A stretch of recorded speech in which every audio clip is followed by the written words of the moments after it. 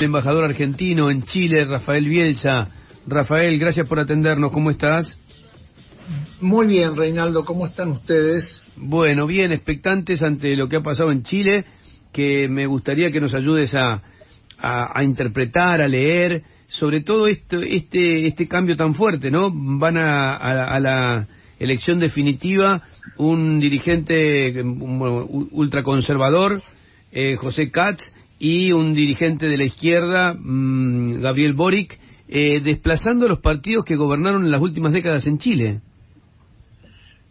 Sí, efectivamente. Bueno, yo diría que que desde ese punto de vista la elección reafirmó algo que ya venía dándose, que es que se terminó el centro de la derecha y el centro de la izquierda.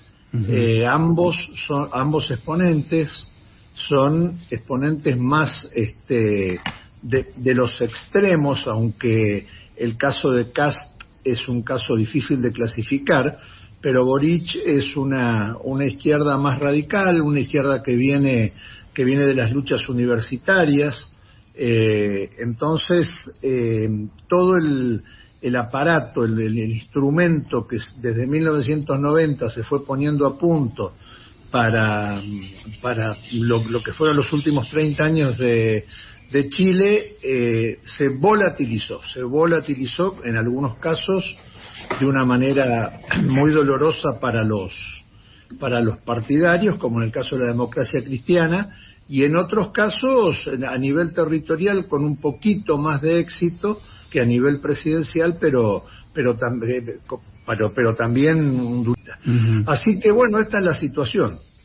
Y sorprendió a muchos el crecimiento de Kast a partir de que uno venía viendo primero las protestas tan fuertes en la calle contra el gobierno de Piñera, después la elección constituyente que quedó conformada con un grupo de independientes como predominantes, independientes de izquierda, una dirigente mapuche presidiendo la Asamblea Constituyente.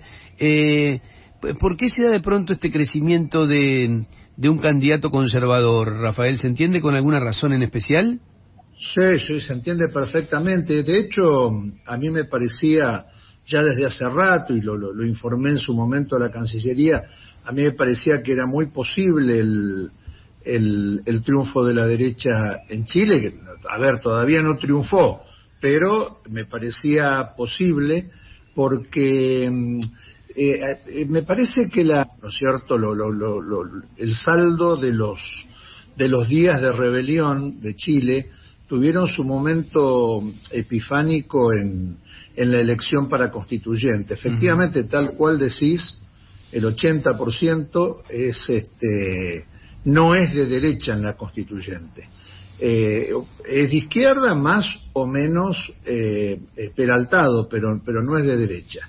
Y luego de eso me parece que hubo, a mí me parece que en el alma de Chile, de los chilenos, hay un reclamo permanente de orden, de equilibrio, de paz social, y hubo grupos que siguieron con la dinámica pre-estallido. Yo vivo a 50 metros del epicentro de las protestas, que es la Plaza Baquedano. Había episodios de violencia extrema, ¿no? Y eso fue causando en la población, en la gente que trabaja, que está saliendo con mucho sacrificio de la pandemia, fue produciendo o hastío, por un lado, lo cual explica menos del 50% de asistencia respecto de los empadronados, y por el otro lado repudio. Entonces aparece un candidato de derecha oficialista, Sichel, muy articulado, pero que tiene algunos tropiezos desde el punto de vista de su conducta que lo hicieron tropezar. Y Kast es un personaje asimilable a estos estereotipos como Bolsonaro, como Trump, muchas frases fáciles de entender, muchas cisiones, muchas faltas de definiciones, y un discurso sumamente agresivo que pega en algunos lugares que son lugares dolorosos para la sociedad, como por ejemplo el caso de la inmigración, y lo connota con expresiones que podrían ser de la calle, que yo voy a hacer una zanja en el norte para que no entren más extranjeros, o hay que eliminar prácticamente el Estado. Y bueno, la gente hoy en día, ¿no?, con las subjetividades creadas por las redes sociales, por los teléfonos celulares, la gente habla más con el celular que con el vecino. Sí. Bueno, lo que sucede es que se crean subjetividades muy propensas para crear de exponente político. Y luego hubo otro episodio que para mí es un episodio de estudiarlo muy bien, que es el tercero, Parisi. El tercero es un personaje que vive en Estados Unidos, no estuvo en Chile. Sí, es increíble eso, ¿no? Hizo campaña desde allá. Desde allá no vino a votar, no puede venir porque aquí tiene una manda judicial por alimentos impagos en un matrimonio anterior, y ese hombre saca 880.000 votos. Entonces, a mí me parece que si uno hace una suma matemática, gracias a Dios la política es más que la matemática, ¿no? Y la sociología no se explica matemáticamente, pero si uno hace una suma matemática, la derecha ya ganó, porque si uno suma los 28 puntos de Kast más los 11 puntos de Parisi, listo, se terminó el cuento. Lo que pasa es que es una incógnita si esa gente va a ir a votar, los que lo votaron a él, y además otra cosa que es muy curiosa es que básicamente este candidato ha tenido un arraigo territorial en el norte.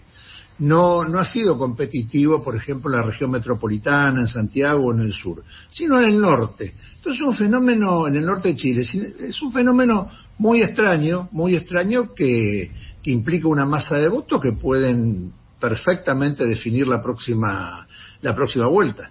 Rafael, ¿cómo te va? Federico Yáñez te saluda, buen día. Hola, Federico, ¿cómo estás? Muy bien. Te quería volver a llevar al lado de Kast. Bueno, lo que decía de Parisi, debe $250.000 de cuota alimentaria, sí, digo, que es un numerito, pero digo, te quería llevar de vuelta a Kast, digo, en la democracia chilena, para que la derecha, que el candidato rechazara al pinochetismo, digo, que él mismo votó en contra del referéndum, cuando la UDI, que es el partido más de derecha, nunca podía llegar a la presidencia, sí, por ejemplo, a la intendencia de Santiago. Pero ahora está llegando un candidato que dice abiertamente que reivindica a Pinochet, cuyo padre fue un oficial nazi, que no reniega de ello. Digo, ¿qué cambió en la sociedad chilena para que la derecha, si bien ya ha gobernado, ahora esté en ciernes de gobernar con un personaje que reivindica lo más oscuro del pasado reciente de Chile? Bueno, es un tema que acá se ha estudiado mucho. A mí me parece que no se transcurren 30 años a la sombra de un individuo como Pinochet en sus distintas reencarnaciones sin que eso deje una huella en el alma. Entonces, por eso, cuando yo mencionaba al principio esa vocación de orden, esa vocación de obediencia, esa vocación de que no se mueva una hoja, como decía el propio Pinochet, sin que él lo supiera, bueno, eso es un elemento que está presente y de manera muy extendida, y particularmente en los sectores populares, que es otra cosa muy llamativa. ¿Cómo puede ser que Kast gane en las poblaciones? Bueno, ganó en las poblaciones. Entonces, me parece que hay que entender varios fenómenos, ¿no? Hay que entender el fenómeno de, bueno, ya pasó la borrachera, ahora viene la resaca, la resaca viene con Kast puesto. Luego hay que entender también que fue como para mucha gente, en algún sentido, fue una expresión de rabia, pero también fue una expresión de reconocimiento colectivo, de encontrarse, se recreó un clima de época, pero un clima de época, se recreó ese clima.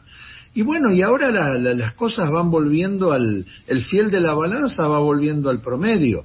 Entonces a mí la sensación que me da es que este hombre encontró el nicho, porque a medida que se le iban sumando los inconvenientes a Sichel, que ayer anunció que dejaba la política, él iba recibiendo pero aluviones de dirigentes y de simpatías que lo hicieron crecer desde tan poquito como tenía al principio, testimoniales, estaban un 4%, 5% segunda vez que se presenta a una presidencial, y bueno, y terminar con 28, que es como terminó ayer.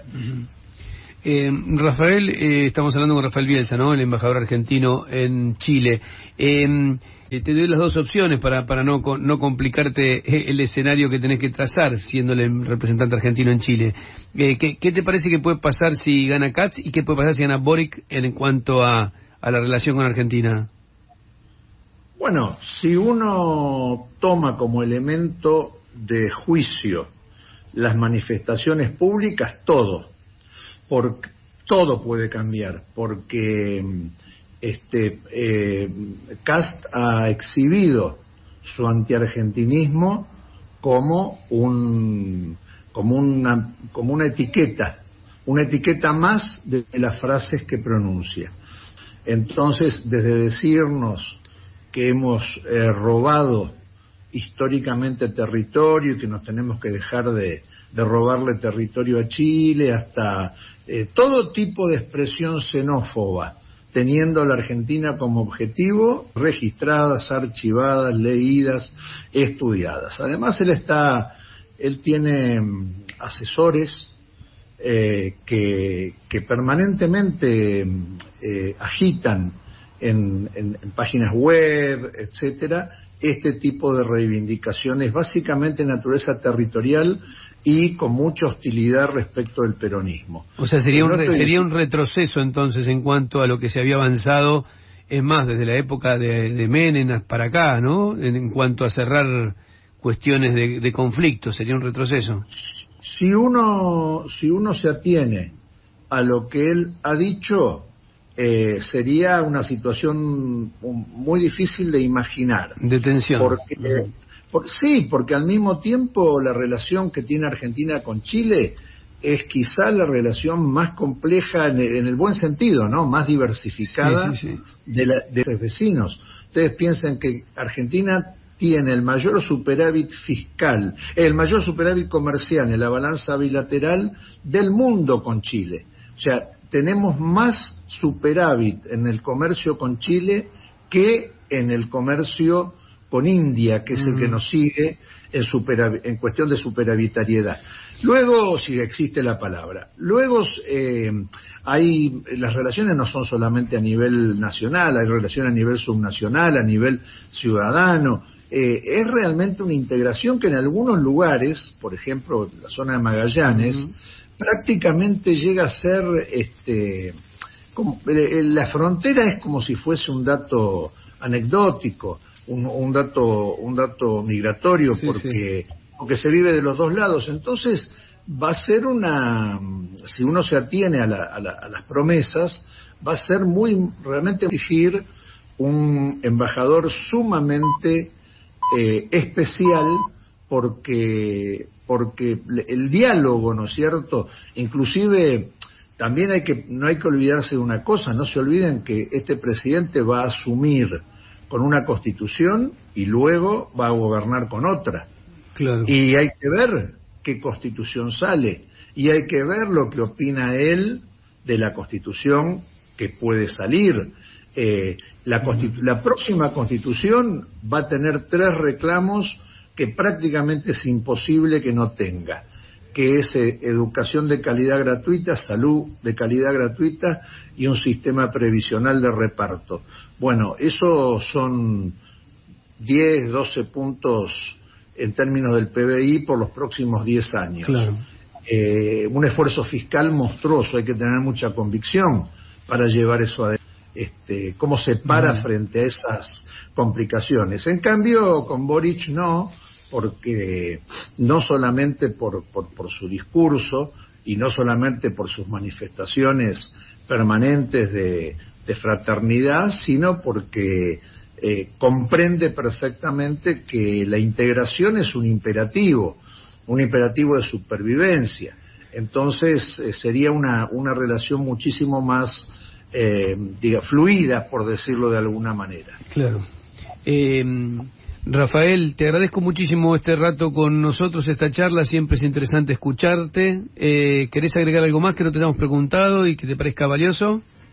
No. Que me parece que el tema con una seriedad y con un interés y con un conocimiento que no es frecuente. Bueno, me parece gracias. que nosotros en Argentina subestimamos el extranjero en general, y me da mucha satisfacción haber podido hablar con ustedes en estos términos. Y además que no hice ninguna mención a Newell's, y eso creo que también vale, ¿no? Se agradece porque la herida no se que no sangra. Te mando un abrazo grande, Rafael, muchas gracias. Un abrazo. Hasta luego, buen día. Rafael Bielsa, el embajador argentino en Chile. Nos acercamos a uno de los temas más trascendentes a nivel